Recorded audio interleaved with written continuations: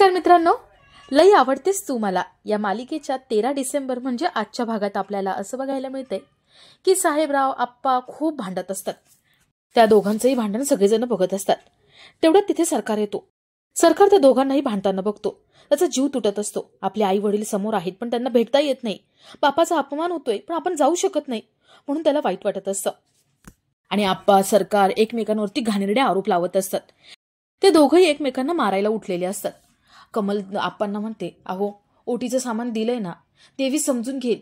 ती समजेल की ओटी भरलीये. चला तुम्ही आपण इथून जाऊ. अहो देवाच्या देवळात अशी भांडणं नकोय. आप्पा म्हणतात, आपण का घाबरायचंय? आपण काहीही केलेलं नाहीये. आपण इथेच थांबायचं. तर सरकारला वाईट वाटतं.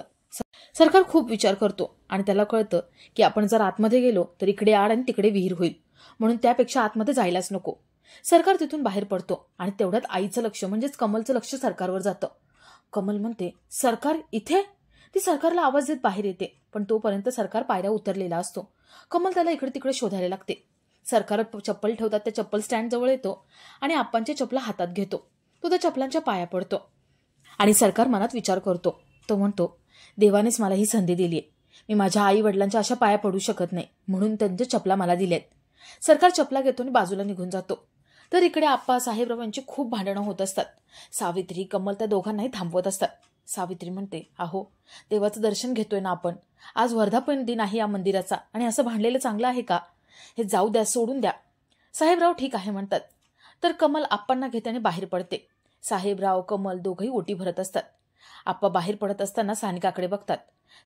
सानिका आप्पांकडे रागाने बघते आणि ती साहेबरावांच्या शेजारी उभं राहून ओटी भरते. तर कमल बाहेर येऊन सरकारला सगळीकडे शोधत असते. आप्पा बाहेर येतात आणि चप्पल घालायला जातात. ते म्हणतात, चप्पल नाही, नक्कीच हे साहेबरावच्या गावच्या लोकांनी केलं असेल. तेच इतक्या खालच्या थराला जाऊ शकतात. ते आपल्या इकडे तिकडे चपला शोधतात पण कुठेच सापडत नाही. आप्पा शेजारी बघतात तर कमल नसते. कमल सगळीकडे सरकारला शोधत असते. तर इकडे सरकार कारच्या मागे येऊन उभा असतो. तो खूप रडत असतो. सानिका तिथे येते. सरकार तोंड फिरवून घेतो. सानिका विचारते, अरे राजा, काय झालंय? तू बॉडीगार्ड आहेस ना आणि तुझ्या डोळ्यात पाणी? काय झाले सांगशील का? लाजतोस काय? सांग काय झाले ते. मी तुझी मदत नक्कीच करू शकते. राजा म्हणतो, काही नाही ग, मित्राचा फोन आला होता ना, तो जे काही बोलला त्याच्यामुळे डोळ्यात पाणी आलं. सानिका म्हणते, अरे राजा, तू इथे का थांबलायस? मंदिरात का नाही आला तू? देवाचं दर्शन सुद्धा घेतलं नाही तू. राजा म्हणतो, बहुतेक देवालाच वाटत नसेल की मी त्याचं दर्शन घ्यावं म्हणून तर सतत माझी परीक्षा घेतो. सानिका विचारते, राजा काय झाले सांगशील का? प्लीज सांग ना, लाजू वगैरे नको. राजा खोटं सांगतो. तो म्हणतो, अगं माझ्या मित्राचा फोन आला होता आणि त्यामुळे मला वाईट वाटतंय. सरकारच्या डोळ्यात पाणी बघून सानिकालाही वाईट वाटत असतं. तिला वाटतं की हा एवढा साधा आहे, एवढा चांगला आहे आणि आपण त्याची काहीच मदत करू शकत नाही. ती त्याचा प्रॉब्लेम जाणून घेण्याचा प्रयत्न करते. तर इकडे सई राग घेऊन सगळीकडे उधळत असते. तेवढ्यात तिची आई मिनल तिथे येते. ती विचारते, काय ग, हे काय करतेस तू? सई म्हणते, राख उधळते मी. मला बाबांनी दिली ही राख. बाजूला हो. ही राख उधळली ना की 3 दिवसात सरकार माझ्याकडे येईल. मिनल म्हणते, तू काय वेडीबिडी आहेस का? असं राख उधळून कोणी येत असतं का? तुला चांगलं सांगते, त्या सरकारच्या नादी लागू नको. का तू करतेस हे सगळं? सोड त्या सरकारचा नाद. सई म्हणते, मी सरकारचा नाद सोडू का? मम्मी, जास्त बोलायचं नाही. तू जास्त बोललीस ना तर तुझ्यावरती हात उचलेने तुला मारून टाकेल. त्याला सुद्धा कमी करणार नाही मी. मिनल घाबरलेली असते. ती म्हणते, चेष्टा करतेस ना तू, गंमत करतेस ना? चालेल, कर गंमत, पण यापुढे मी असं काही बोलणार नाही. तुला पण मला एक विचारायचं होतं, आपली घरातली ती जोडी आप्पा आणि कमल कुठे गेलेत ते? सई म्हणते, ते दोघं मंदिरात गेले, देवीची ओटी भरायला गेलेत. मिनल म्हणते, सई, अगं मी तर ऐकलं की तिकडे साहेबराव आणि तिची बायको पण येणारे. म्हणजे मग साहेबरावाची आणि आप्पाची भांडणं होतील?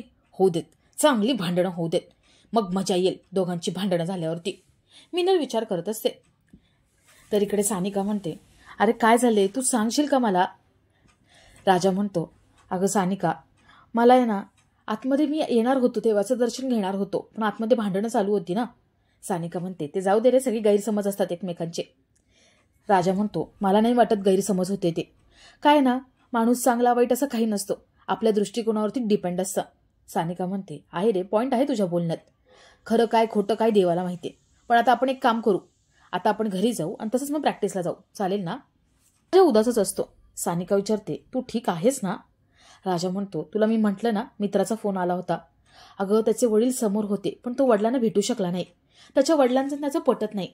सानिका म्हणते, तुझ्यासारखंच ना. राजाला खूप वाईट वाटत असतं. त्याला समोर आप्पा आणि कमल दिसतात. कमल सरकारला सगळीकडे शोधते.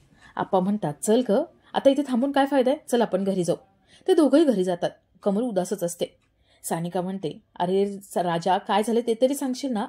तुझं आणि तुझ्या वडिलांचं पटत नाही असं तू मागे म्हणाला होतास ना. राजा म्हणतो, हो तसंच आहे त्यांचं पण. माझा मित्र मला सांगत होता, त्याचे आई वडील समोर होते, पण त्याला आई वडिलांना भेटताच आलं नाही.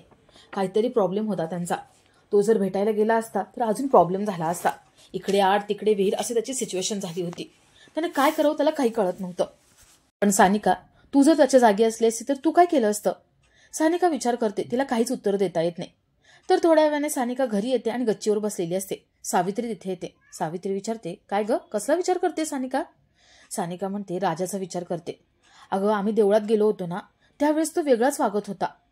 सावित्री विचारते, म्हणजे. सानिका म्हणते, अगं, याआधी त्याला असं कधीच पाहिलं नव्हतं. त्याच्या डोळ्यात पाणी आलं होतं. तर इकडे आप्पा कमल दोघंही घरी आलेले असतात. कमल उदास असते. आप्पा म्हणतात, अगं, इतकं का टेन्शन घेतेस तू. तो साहेबराव कसा आहे तुला माहिती आहे ना, खुनशी आहे, कसा वागतो ते तुला माहिती आहे ना. पण हा साहेबराव आधी तसा नव्हता, खूप चांगला होता. जाऊ दे, या सगळ्याचा तू विचार करू नको, टेन्शन घेऊ नको. कमल म्हणते, त्या गोष्टीचं टेन्शन नाही घेते मी. मला असं सरकारला बघितल्यासारखं झालं होतं. आप्पा म्हणतात, अगं, तुझे भास असतील, रात्रंदिवस तू त्याचाच विचार करते ना, म्हणून डोळ्यासमोर दिसला असेल. कमल म्हणते, नाही हो, पण मला असं सारखं वाटतंय. माझ्या मनातून मला वाटत होतं सरकार जवळपास आहे. आप्पा म्हणतात, तरी तो जवळपास जरी असला असता ना, तर तो धावत तुझ्याकडे आला असता, आई आई आई करत तुला मिठी मारली असती. कमल म्हणते, हो, पण तो का नाही आला. कुठे असेल तो, काय खात असेल, काय पित असेल. आप्पा म्हणतात, शांत हो कमल, अगं तू इतका विचार करते आणि त्याला आपली आठवण तरी येत असेल का. ते दोघंही रडत बसलेले असतात. तर इकडे सावित्री म्हणते, अगं, त्याला त्याच्या आईची आठवण आली असेल. माणूस कसा असतो ना, ते फक्त आई वडिलांवरून कळतं. त्याला त्याच्या आई वडिलांची खूप आठवण येत असेल. त्या दिवशी नाही का मी त्याला मलम लावून देत होते, तेव्हा त्याच्या डोळ्यात आईबद्दलची माया आणि प्रेम दिसलं होतं. सानिका म्हणते, हो ना, तसंच असेल काहीतरी.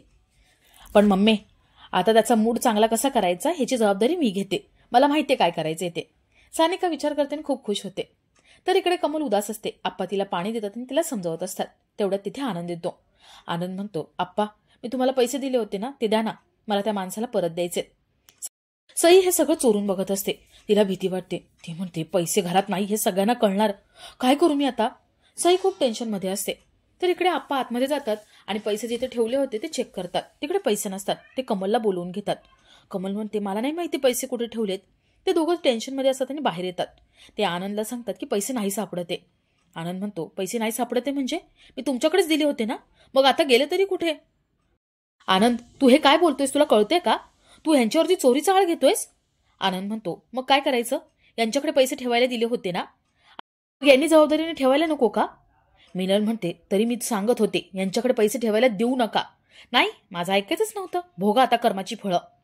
कमल म्हणते, हे काय बोलतेस मिनल तू, तोंडाला येईल ते बरळू नको, यांनी ह्यांच्याबद्दल तर अजिबात ऐकून घेणार नाही. आनंद कमल यांच्यामध्ये खूप भांडणं होत असतात.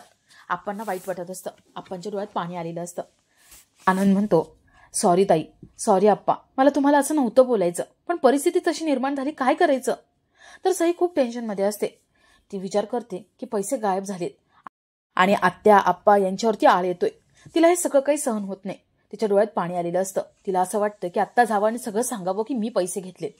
ती घाबरून उभी असते आणि आपला आजचा हा भाग इथेच संपतो. तर मित्रांनो, तुम्हाला या मालिकेबद्दल काय वाटते ते कमेंट करून नक्की कळवा.